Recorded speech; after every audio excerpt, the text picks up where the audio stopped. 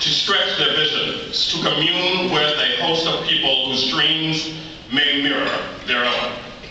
ABRCMS, then, may have a spiritual, self-liberating dimension, where people come to better realize themselves and their possibilities.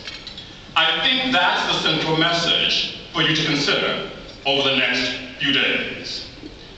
We gather, as we said, an extraordinary time in the history of our nation and the world.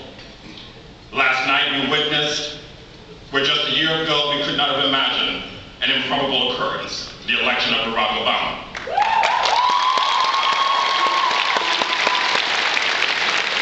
For who would have thought that from our legacies of pain and degradation would come in our lifetime the President of the United States?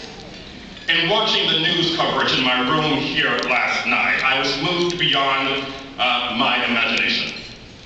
I thought that, well, over 2,000 potential Barack and Michelle Obamas will converge on this place tomorrow.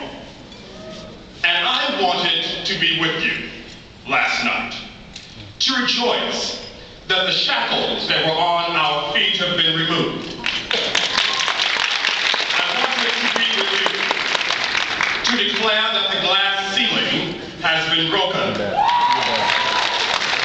To acknowledge that America has transcended racial divides in pursuit of shared ideals.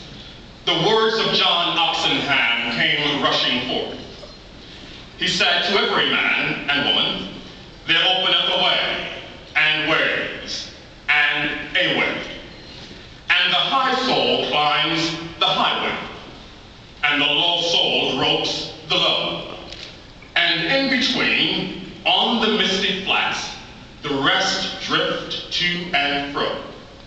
But to every man there openeth a highway, and a low, and every man decideth the way his soul shall go." I'm so glad that you have chosen the highway. That's what the conference is about, realizing our higher aims. It was Benjamin Elijah Mays, that formidable president of Morehouse of yesteryear, who offered, "It must be borne in mind that the tragedy in life doesn't lie in not reaching your goal. The tragedy lies in having no goal to reach. It isn't a calamity to die with dreams unfulfilled, but it is a calamity not to dream. It is not a disaster to be unable to capture your ideal, but it is a disaster to have no ideal to capture. Not failure, but no aim is sin." This conference is about recognizing your worth and reaching for the stars. It's about shaping your opportunities. Like President-elect Obama, we stand on the shoulders of people like Dr. King, Malcolm X, Fannie Lou Hamer, James Chaney, Andrew Goodman, Mr. Schwerner, Cesar Chavez, Sojourner Truth, and Harriet Tubman. I can hear them saying in response to last night's election, "It is not our environment, it is you. The quality of your minds, the integrity of your souls, and the determination of your wills that will decide your futures and shape your lives." I can hear Maya Angelou saying, "You may write me down in history with your bitter lies. You may trod me in the very dirt, but still like dust, I'll rise. Just like moons and suns with the certainty of tides, just like hope springing high, still I'll rise. Out of the husk of history's shame, I rise. Up from a past that's rooted in pain, I rise. I'm a black ocean leaping and wide, welling and swelling, I bear the tide. Leaving behind nights of terror and fear, I rise into a daybreak that's wondrously clear.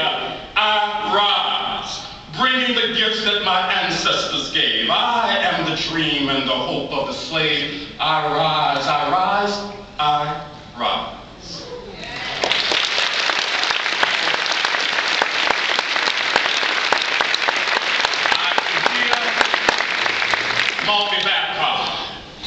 Saying to those of you who are frightened as we go through the next few days, as you express your own individual sagacity, as you share with us the wisdom and the pearls of knowledge that you've had. We are not here to play, to dream or to drift. We have hard work to do and loads to lift. Shun not the struggle, 'tis God's gift. Want you to be strong. And then in closing, I hear the words of Mother Margaret Walker when she said, "For my people, lending their strength to the years, to the gone years, and the now years, and the maybe years, washing, ironing, cooking, scrubbing, sewing, mending, hoeing, plowing, digging, planting, pruning, patching, dragging, along, never gaining, never reaping, never knowing, never understanding. Let a new earth rise. Let another day and another world be born. Let a bloody peace be written in the sky. Let a second generation full of courage issue forth. Let a people loving freedom come to grow. Let a beauty full of healing and strength of final clenching be the pulsing in our spirits and blood. Let the martial songs be written. Let the dirges disappear. Let a race of men and women now rise and take control." This conference is hereby called to order.